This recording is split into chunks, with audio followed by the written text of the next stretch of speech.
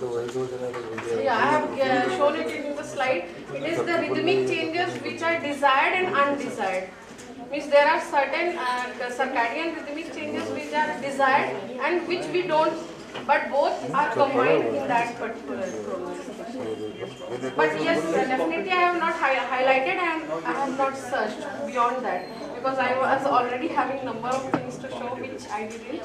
But that is the desired and undesired effect of this.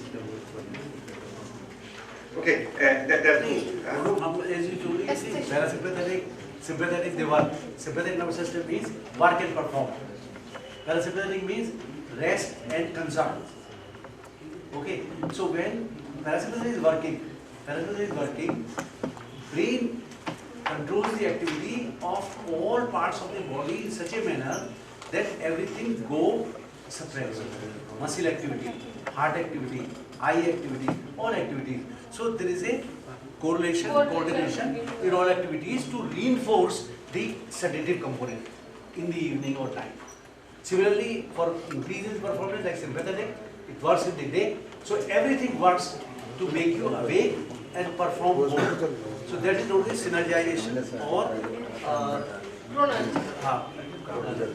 synergism of the chrono. So, another thing, Nobel Prize for this year has been given to the scientists who have shown the mechanism how circadian rhythm, chrono activity of our body works, and it depends on the all five senses. But please remember, the clock in our brain works only by the visual mechanism. Not other mechanism they play. And visual mechanism is the only one which works all and none. Like आपको taste, अगर आपने थोड़ा खाया है तो वो कम लगेगा, ज़्यादा खाया है तो ज़्यादा लगेगा. लेकिन आई all and none काम करती है. रोशनी उसको चेंज कर सकती है, लेकिन रोशनी अगर ऑप्टिमम है तो आई उतना ही देखेगी.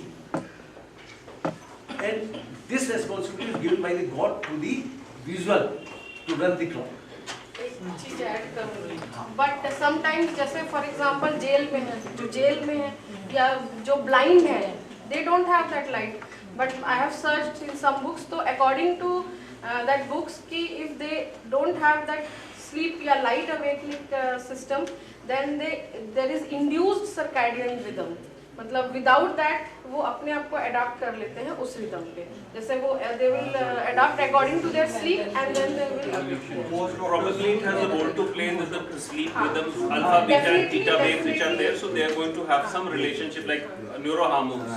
So they are all going to be related just because of the various pattern of the REM, non-REM sleep and the waves. Definitely if eye is not working, but there is a upregulation of the other four senses. Because if there is a noise in the day, they will know that it is day by auditory. And if there is silence in the night, they know it is night. So other senses they take over and they become upregulated to compensate the loss of light. Until our retinal cells are healthy, they are taking the light. The circadian rhythm is dependent on that sleep-wake syndrome, light and dark.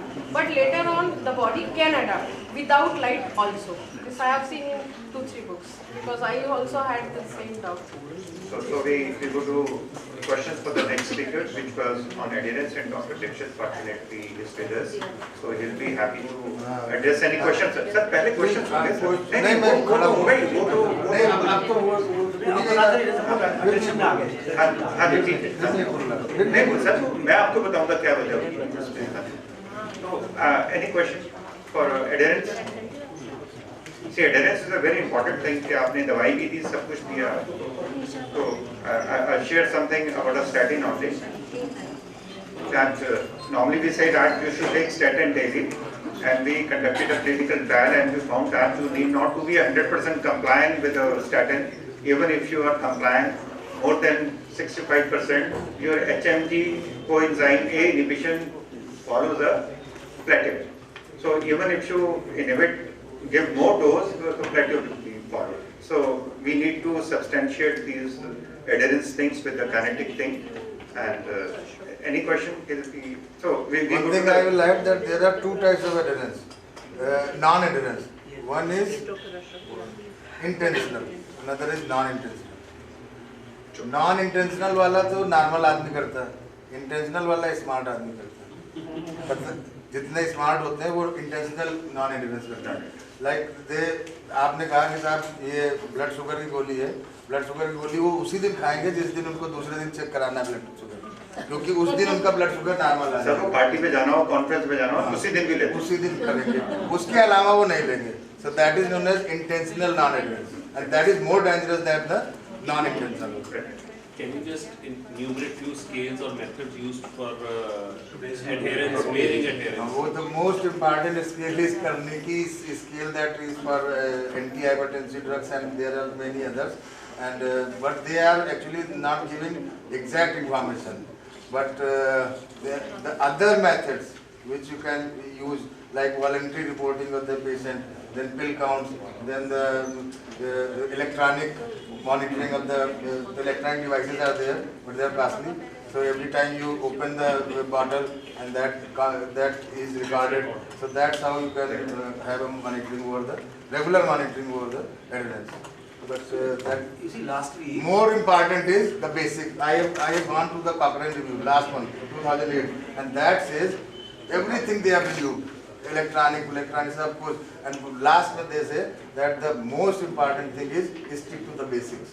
And the basic is the explanation, the two-way communication to the patient, convince the patient, convince the family members, and then you see the results. And always explain the side effects which are likely to occur. And Likely to occur. by not taking, By not taking and by taking both. And emphasize the positive impact of the medicine. So, Sir, adherence Yes. in pediatric age group is an issue.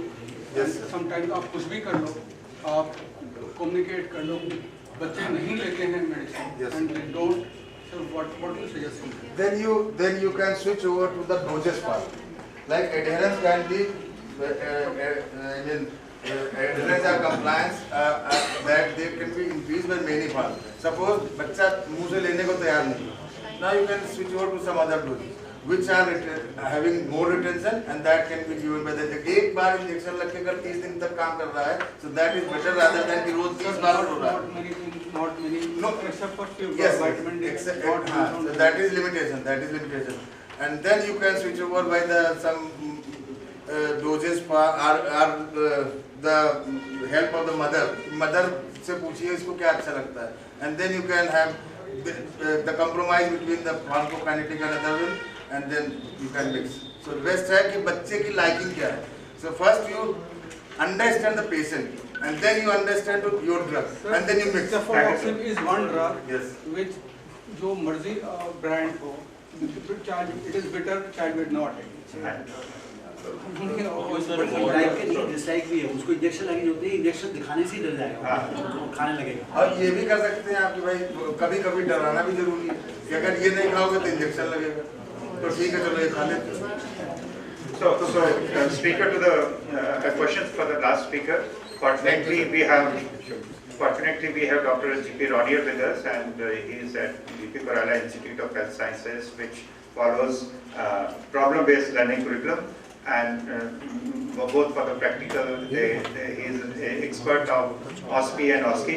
So I'd like to share his experience with the pharmacological experiment which Dr. Kamal presented. So if there is any question we can take, and Dr. Ronier will share his experience. Dr. Ronier. Thank you, Dr. Rehan. First of all, I thanks Dr. Rahman. He has given opportunity to share this session. So, thank you.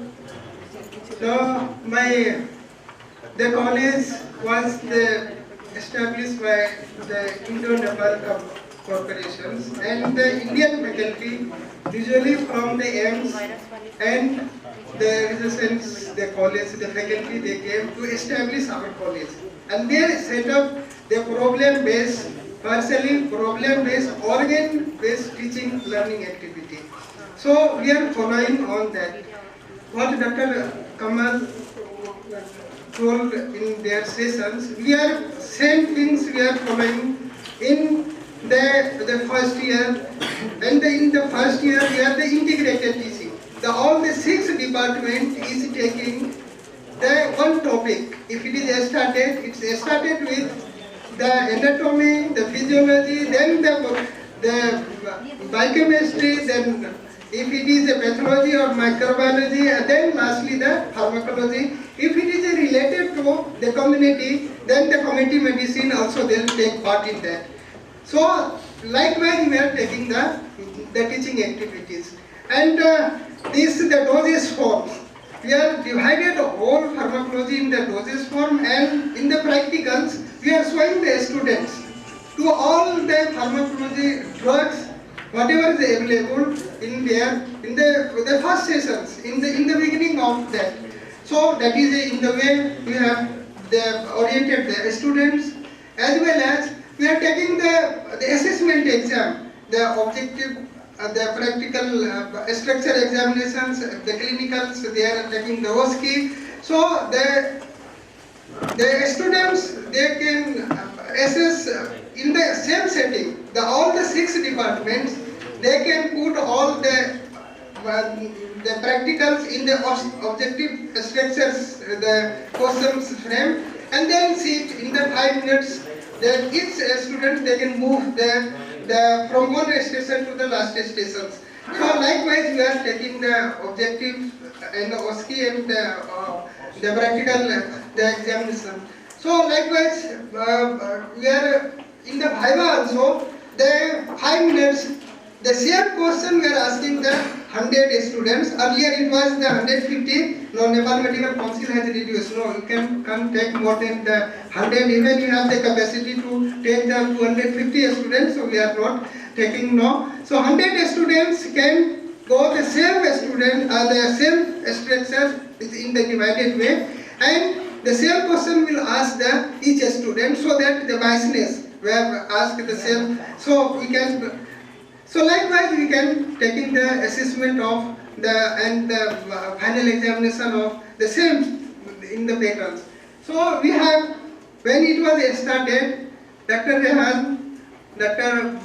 Professor K.K. Sharma, he was there 15 years ago. No, this is the time we met here after the 15 years here. And Dr. Ravindran, R. Ravindran, when it was started, that C. Adityan and R. Ravindran was in the 1994. He has made all these things, and we are following the same. So this practical, the problem based, where all the system has, if it is started, you can choose the problems, and all the clinical departments, if it is involved there, they can take part in there. They can involve with these patients also, and so that the students can be oriented, they can treat the problem based on that. So these are the things we are doing in the P.V. Kaurala Institute of Health Science.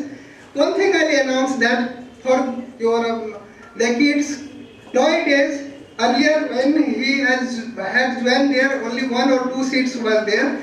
Nowadays, there is 10 seats reserved for our institute, reserved for the Indian students, Indian faculties, whoever they interested, just like the Nepalese. So the fee structure, everything just like the Nepalese. So you can take advantage. Entrance is there. Once it will qualify, 50% is the cutoff marks. Out of 200, 100 marks is the minimum. If it is a 99, they will then come in the merit list. If it is more than 100, have opportunity, you can get, and it's a very, very nice teaching activity. If you have anything, we can share with this K.K. Sharma and the Rehan and the R. Ravindran, and you can, it's a beautiful college as well as the beautiful teaching activity. We are, in our department, 10 faculty, all are taking part in the problem based and organ based teaching. Thank you. Thank you, Dr. Johnny, for your must have benefit somewhere through the lectures. Now I would like to request the respected chairpersons to give the honor to the distinguished speakers. So please.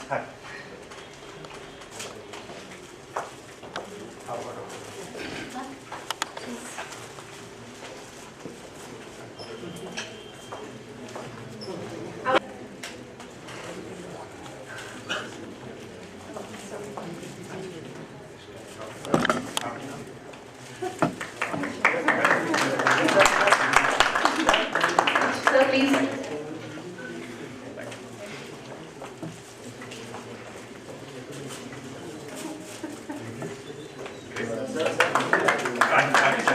Compliance to Mika. Thank you. Thank you. The CM come also.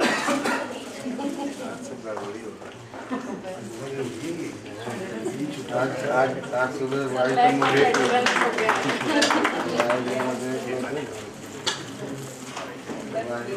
Thank you so much for your wife से patience. सुबह रहना Now, I would like to invite Professor K.K. Sharma, President ISRPT, and Professor K.C. Singhal, Sir, ex-Chairman, Department of Pharmacology, NMC, to please give away the honor to our respected chairpersons. Thank you. Dr. Ronnie Rao.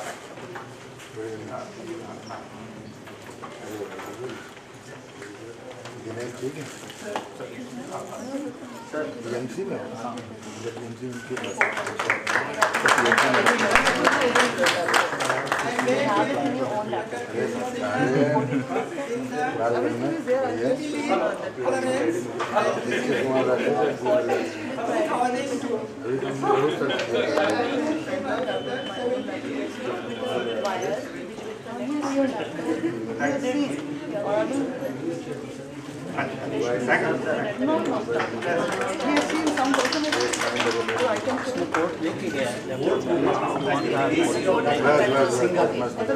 This department in such a manner that they can not only organize very good conference like this, but many hundreds and thousands in future. So this is the try.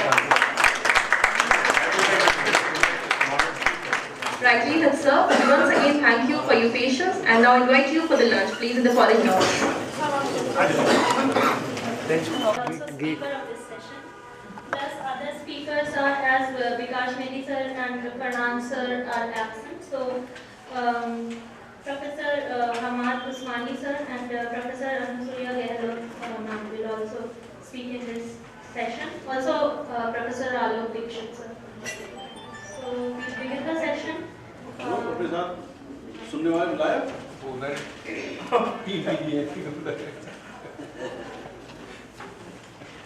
We'll begin the session with Professor Vijay Mohapatra sir, and his topic is antibiotic rational approach. And sir, so should we begin? So Dr. Modgire को introduce करने की जरूरत नहीं है. You will likely He is speak on a the stalwart. हाँ? No introduction needed.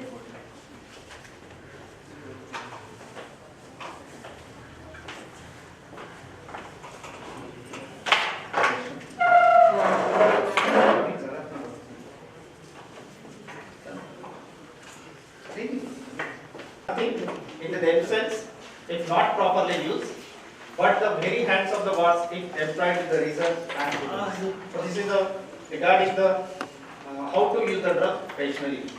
Now, if you go back to the historical aspect of chemotherapy, all are aware with the period of empirical when no drugs were available. Second is the early phase, and today we are in the modern era of the antibiotics.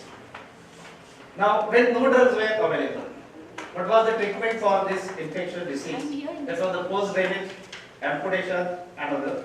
Wards were full of septicemic patient, and that may be an infection because of so many organisms, Streptococcus pneumoniae and Staphylococcus pyogenes.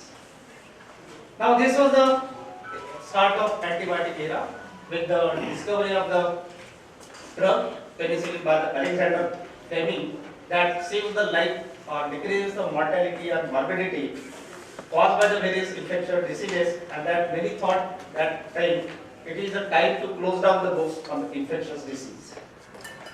Now this is how the drugs evolved right from the sulfonamides 1930 or 36, followed by the penicillin and all the antibiotic. Recently we have got others available. Now this is the mechanism of resistance, as very correctly said by the Darwin's theory, survival of the fittest.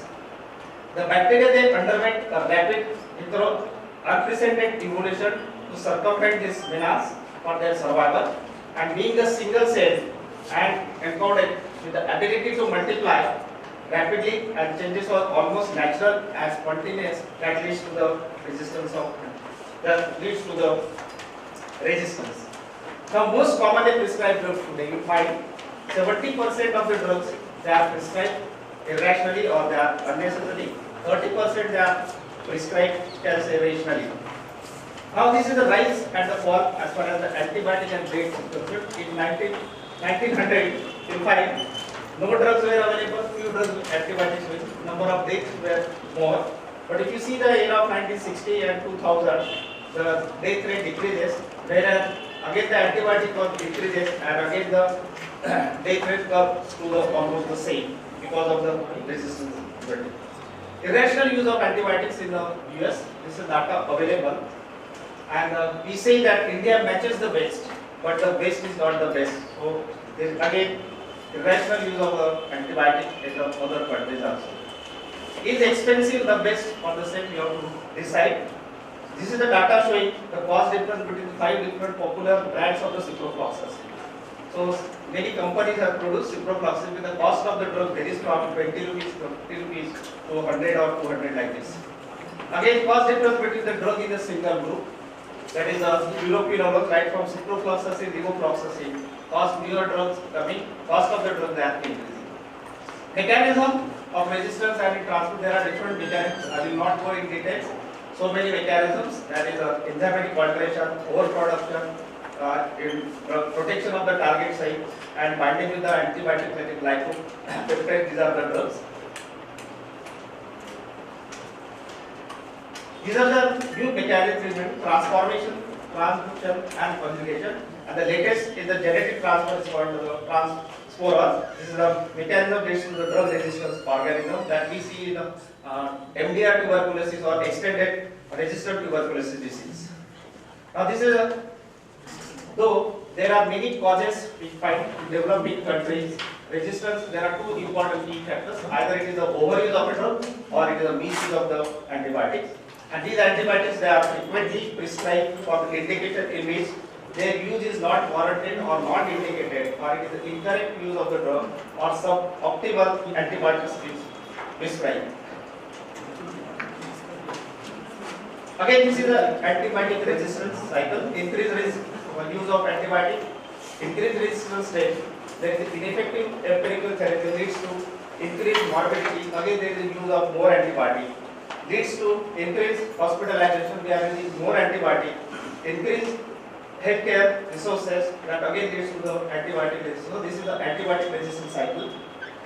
In addition to that, antibiotics are now included in many animal feeds, and these are consumed by our people, and again that is among the important cause of the antibiotic resistance. So that is the poultry farm and all this. So what is the irrational use of antibiotics? It means the use of wrong antibiotic, second in wrong doses, wrong route of administration, wrong interval and duration, and in wrong dosage form is irrational use of antibiotics. What are the problems of irrational antibiotic?